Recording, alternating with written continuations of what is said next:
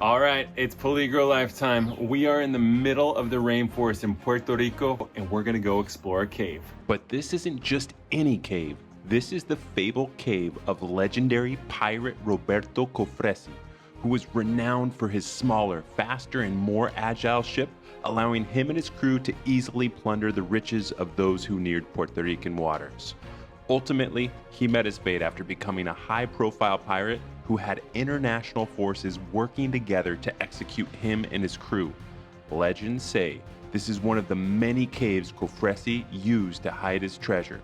And while his pirating days came to an end, this is where our adventure begins as Peligro Life explores an incredible cave system. And it didn't take long for the natural treasures to appear.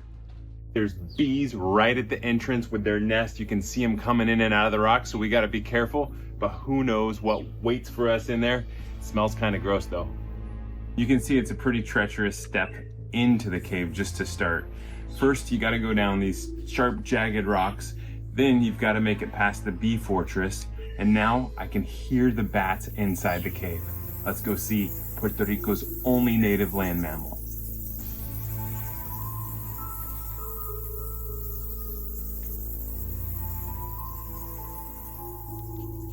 Temperature is already way cooler inside the cave, and the bats are right at the entrance as well. This is a massive cave system, and we have bats flying, roosted up. And we do have to be careful with bats, not because of rabies, but actually because of their poop. So if we get too deep into a cave, their ammonia and their poop can be really toxic to us for breathing. But I'm not worried about rabies at all. At this point, I realized flip-flops weren't the best choice for a cave exploration because bats weren't the only animals lurking in the dark. There are cockroaches all over the floor, just eating up all of this poop. We even saw a dead bat just tucked away in the corner. And wherever there's a food source, there's bound to be a predator. All right, this is probably one of my favorite cave species that's not a bat. For most people, this is like the grossest looking, craziest death creature ever. But for me, I see the tailless whip scorpion and I'm thinking, right on, we gotta go see if we can get a closer look. Now some people mistake this for the Taylor Swift scorpion, but it's actually a tailless whip scorpion. There's no stinger, it just has these two raptorial appendages that it smashes the bugs with and then brings them up and eats them. So it's non-venomous, and I bet you it's loving all these delicious cockroaches down here. If you listen carefully, you might hear Daphne trying to keep it together as I pick up this beautiful creature to show that it means no harm to humans. Oh, I'm doing this. Oh, yeah. Oh my god, wait, doing this.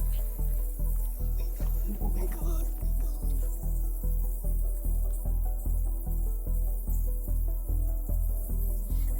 Take a look at that. This is what a tailless whip scorpion looks like. Oh god. These are perfect predators for cave systems because you can kind of see these long antennae. And I can't do this one. I can't. I hate them. How are you enjoying your cave exploring experience? It's not all of my favorite animals in one spot. I'd say it's more of my least favorite animals in one spot. Taylor Swift scorpion. That's my worst bug. And cockroaches are also my second worst bug. And I'm wearing flip-flops and I'm sliding everywhere. I thought we were going to the beach today and we found a cave. Despite the obvious reasons to leave the cave, we actually went further and further into it, exploring more. Let's go see what it's like to explore a cave.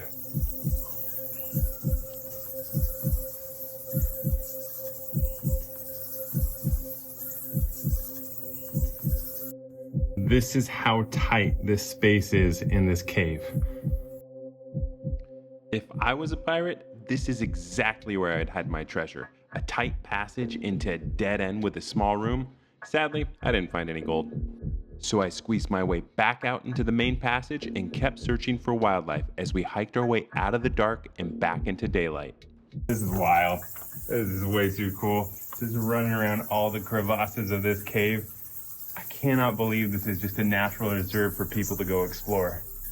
What's also really crazy to see around here is there's clearly been a lot of bats who have died. We could see the end in sight, but as the cave narrowed near the entrance, we got our first up-close look at one of the bat species living in this cave.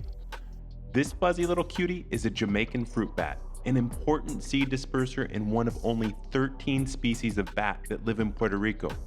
That weird looking thing on its nose is called a noseleaf, and it's believed to help with echolocation even though Jamaican fruit bats have pretty good eyesight.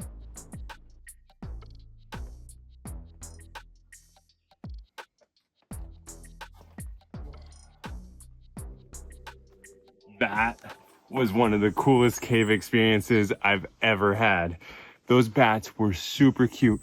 The tailless whip scorpion, beautiful. And I can't believe how much stuff we saw in there and how, let's see, this is fresh guano. And for all my Ace Ventura fans, you gotta watch out for Chicago.